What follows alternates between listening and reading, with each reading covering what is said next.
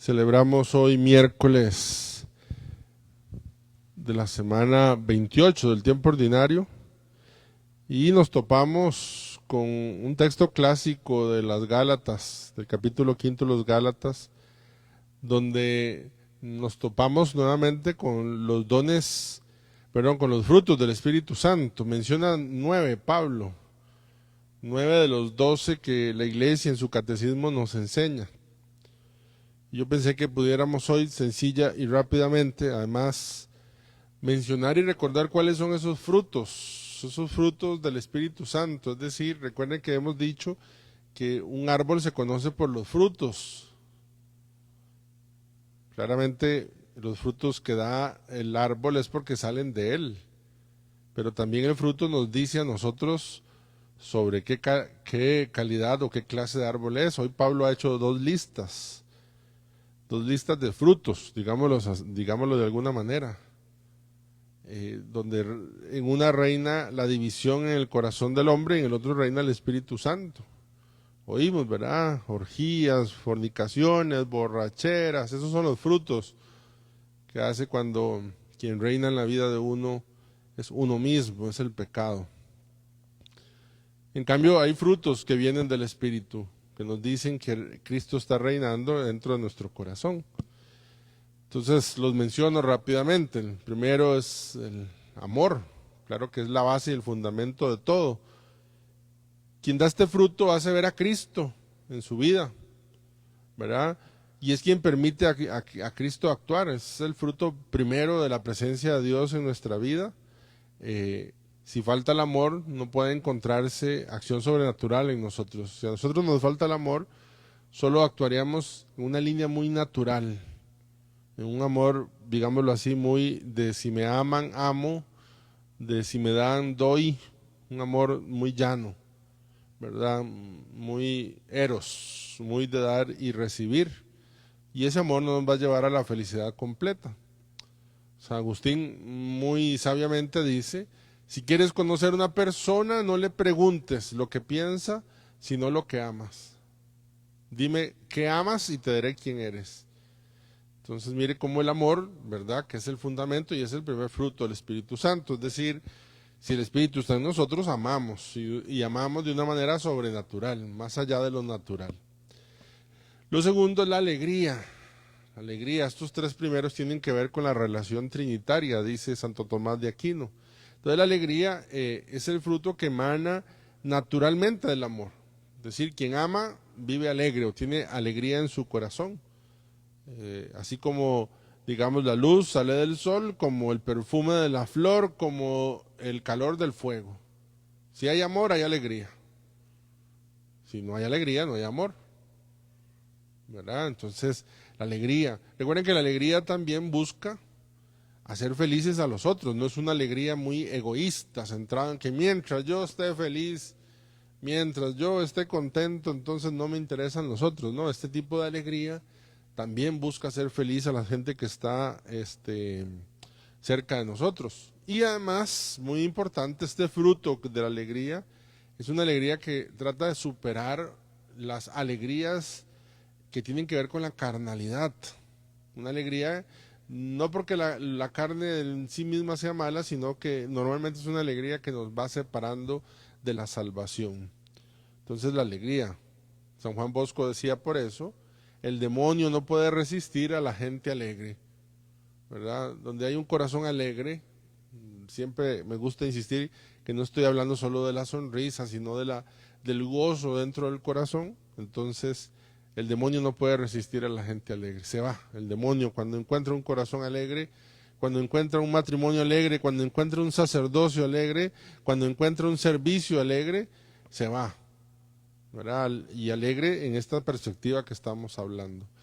Tercero es la paz, un don que aparece muchísimo en boca de Jesús, en boca del Señor, y la paz es la perfección de la alegría.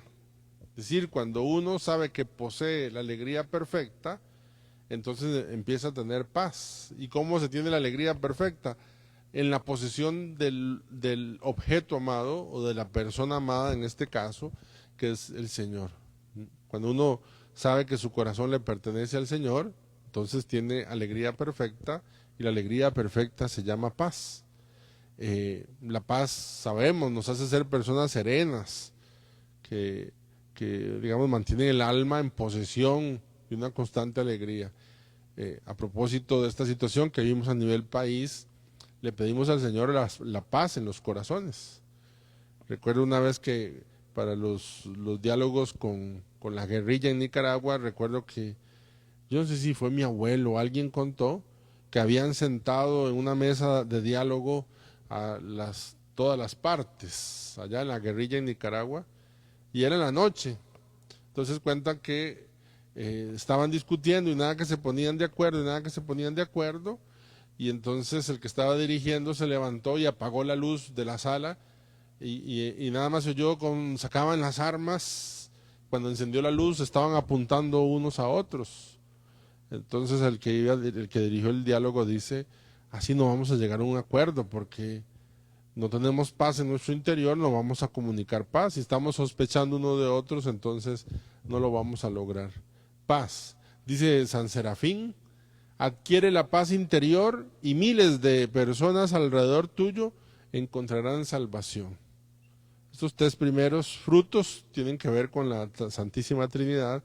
Entonces, seguimos con el cuarto, la paciencia, ¿verdad? La paciencia es un fruto que supera las turbaciones, las dificultades, ¿verdad? Las luchas que constantemente nosotros tenemos en nuestra alma contra el enemigo. Hay fuerzas visibles y fuerzas invisibles. También no solo peleamos contra el diablo, sino esta paciencia es con respecto a las personas que están cerca de nosotros, que tienen digámoslo así, un proceso diferente y distinto al cada uno de nosotros, ¿verdad? Nos ayuda la paciencia a no ser resentidos, a no ser vengativos. Entonces este es otro fruto, paciencia. Así como Dios tiene paciencia con nosotros, nos invita a tener paciencia con los demás. En la casa principalmente, en la iglesia principalmente, en los que convivimos cercanos principalmente. Dice Tertuliano, un padre de la iglesia: cansa tu paciencia a la maldad. Es decir, la maldad se cansa cuando usted es paciente frente a esa maldad, y es paciente, ¿verdad?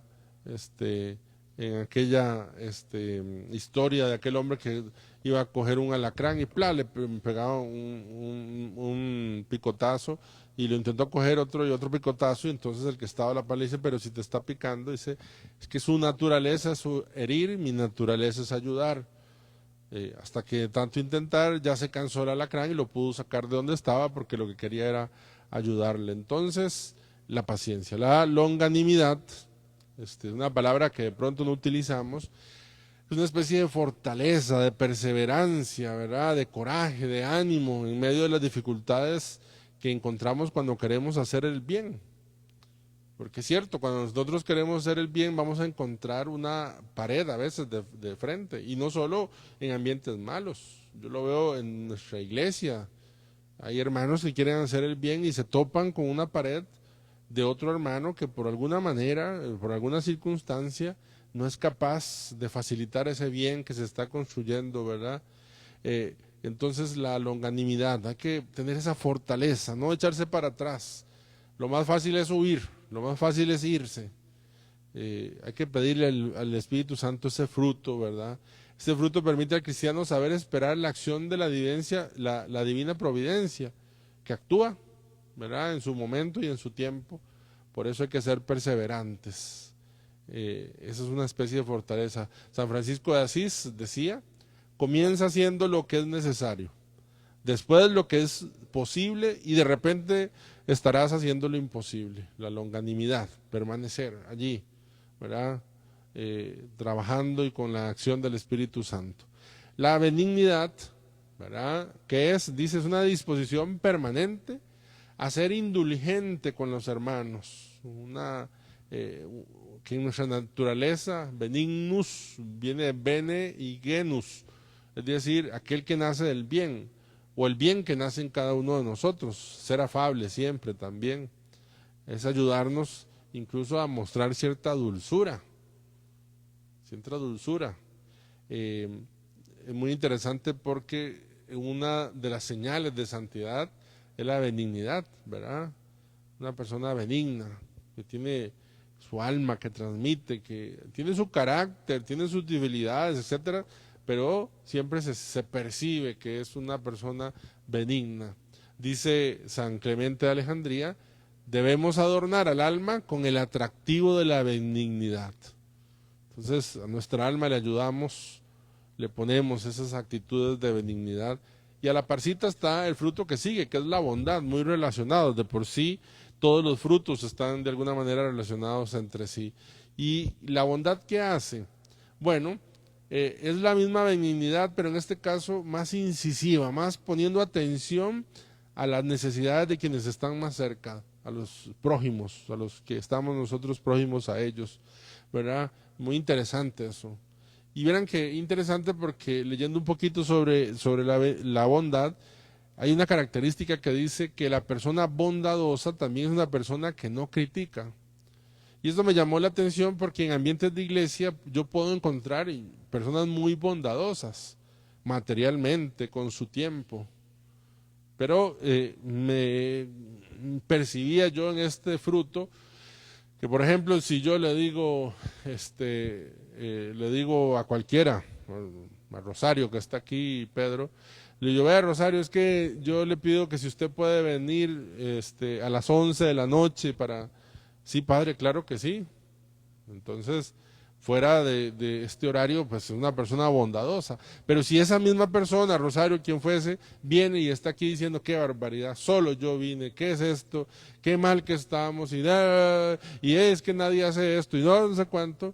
Entonces aquella bondad que parecía una disponibilidad de venir, al fin no se vuelve una bondad del Espíritu Santo, porque la bondad del Espíritu Santo no pasa condenando, hace el bien, ¿verdad? Como San Vicente que dice, ¿verdad? Que el bien se hace en silencio, el bien no hace ruido, dice. San Alfonso María de Ligorio dice, jamás me arrepentí de haber sido bueno.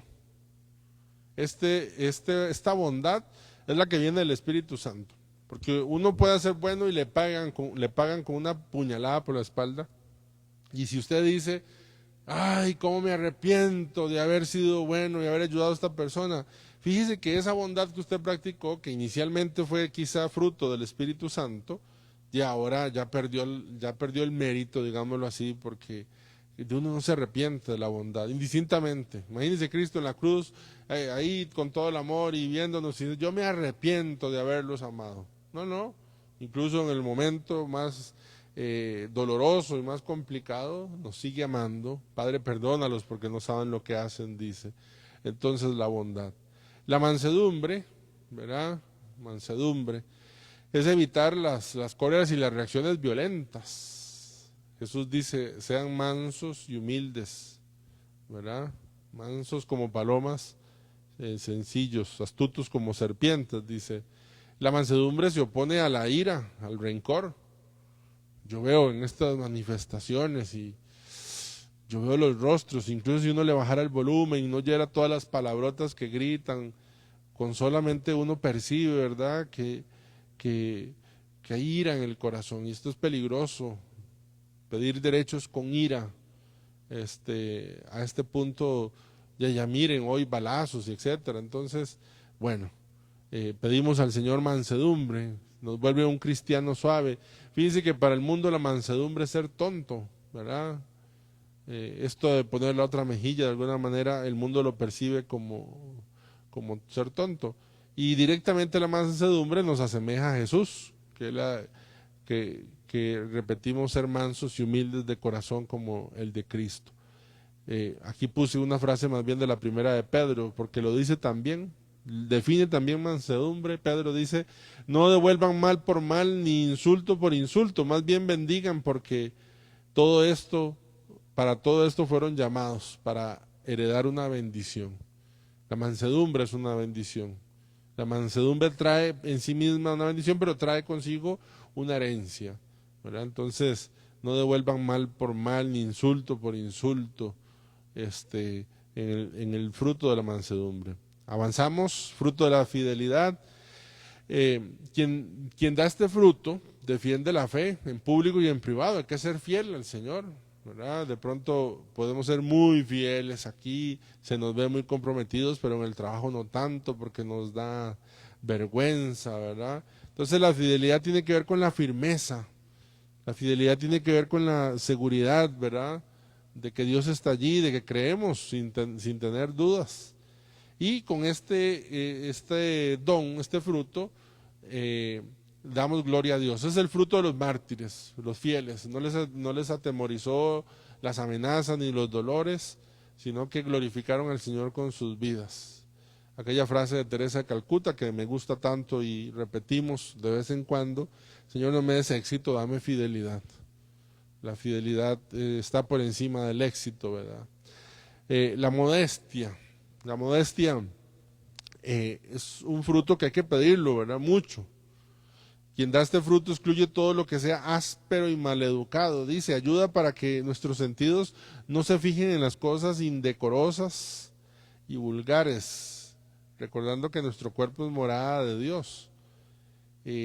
Estamos en una época donde hablar de modestia es casi ofender a las personas, donde la libertad está en cierto punto que raya el libertinaje, que entonces indicar formas de vestir es como ofender a alguien. No me tienen que decir de qué tamaño debe ser mi minifalda, no me tienen que decir de qué forma debo dirigirme, de qué forma hablar. Como parte de este libertinaje en que hemos caído, la modestia sigue siendo un fruto del Espíritu que nos ayuda. Y miren qué bonito San Alfonso María de Ligorio, que dice: debemos practicar la modestia no solo en nuestro aspecto, sino también en nuestra conducta, y en particular en nuestro vestido, en nuestro caminar, en nuestra conversación y en todas las acciones similares.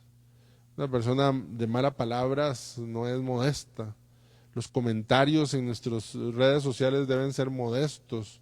Las fotos que compartimos deben ser modestas, es decir, que no hagan perder el templo del Espíritu Santo, que es nuestro cuerpo. Para ir avanzando, templanza, porque uno podría, imagínense todo lo que podríamos comentar de cada uno de los frutos. La templanza ayuda a tener a raya, ¿verdad?, la concupiscencia, no coquetear mucho, ¿verdad?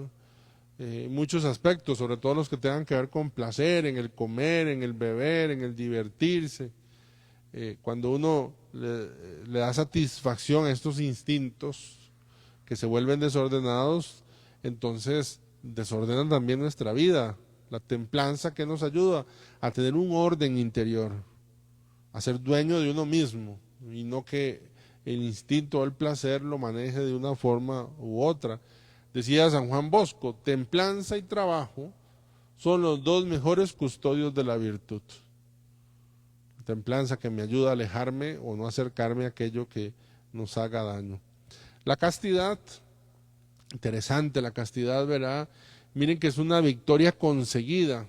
Así que bonito subrayar eso, porque la castidad es una conquista de cada momento, de cada circunstancia, sobre esa carnalidad, ¿verdad?, que muchas veces va en contra de lo que el Espíritu Santo quiere hacer en nosotros y que nos considera como templos vivos. Quien vive este fruto es cuidadoso, es delicado, sobre todo en la vivencia de su sexualidad. Y cuando digo sexualidad, recuerden que la castidad no es propia del sacerdocio. La castidad es propia de cada estado vocacional. El matrimonio tiene una castidad, la soltería tiene una castidad, el sacerdocio, la vida consagrada tiene una castidad. Es vivir nuestra sexualidad, nuestra genitalidad, a propósito de la vocación que hemos elegido. Porque el acto sexual matrimonial debe ser casto, así como también la vivencia del celibato del religioso, la religiosa, el sacerdote, debe ser casto también. El noviazgo tiene que ser casto, es vivir su sexualidad, su afectividad, su genitalidad como propia del estado en que están viviendo. Y esto es un fruto del Espíritu. Claro que, como repito, todos unidos, como hemos dicho, todos esos frutos unidos, ¿verdad? Y para la castidad es muy importante la amistad íntima con el Señor. Es muy difícil vivir una castidad cuando no hay una relación íntima de amistad con el Señor. Uno de los promotores, Jason Ebert, sobre castidad en redes sociales, dice algo muy bonito, dice: la castidad no se trata de seguir una serie de reglas para no ir al infierno. Hemos satanizado la castidad, ¿verdad? Hemos hecho un mensaje de que si vivís el sexo así y tal cosa, te vas a ir al infierno. No, la castidad no va en la línea de una serie de reglas para no ir al infierno. Es querer el cielo para la persona que amas. Qué bonito. La castidad consiste en querer el cielo para mi esposa. Y para eso, pues la idea es poder vivir una afectividad, una genitalidad, una sexualidad de acuerdo al plan de Dios. Terminamos. Me encontré una oración sencilla pidiendo estos frutos, así que le invito a que la recemos juntos. Espíritu de caridad, haznos amar a Dios y a nuestros semejantes como tú quieres que los amemos. Espíritu de gozo, otórganos la santa alegría propia de los que viven en tu gracia. Espíritu de paz, concédenos tu paz, aquella paz que el mundo no puede dar. Espíritu de paciencia, enséñanos a sobrellevar las adversidades de la vida sin indagar el porqué de ellas y sin quejarnos. Espíritu de benignidad, haz que juzguemos y tratemos a todos con benevolencia sincera y rostro sonriente, reflejo de tu infinita suavidad. Espíritu de bondad, concédenos el desvivirnos por los demás y derramar a manos llenas cuantas obras buenas nos inspires. Espíritu de longanimidad, enséñanos a soportar las molestias y flaquezas de los demás como deseamos soporten las nuestras. Espíritu de mansedumbre, haznos mansos y humildes de corazón, a ejemplo del divino corazón de Jesús, obra maestra de la creación. Espíritu de fe, otórganos el no vacilar en nuestra fe y vivir siempre de acuerdo con las enseñanzas de Cristo e iluminados por sus santas inspiraciones. Espíritu de modestia, enséñanos a ser recatados con nosotros mismos, a fin de no servir nunca de tentación a los demás. Espíritu de continencia, de templanza, haznos puros y limpios en nuestra vida interior y enérgicos en rechazar cuanto pudiera manchar el vestido blanco de la gracia. Espíritu de castidad, concédenos la victoria sobre nosotros mismos, haznos prudentes y castos, sobrios, mortificados, perseverantes en la oración y amantes de ti, oh Dios del amor hermoso, así sea. Gloria al Padre, al Hijo y al Espíritu Santo, ahora y siempre por los siglos de los siglos. Muy bien, vamos a preparar el altar.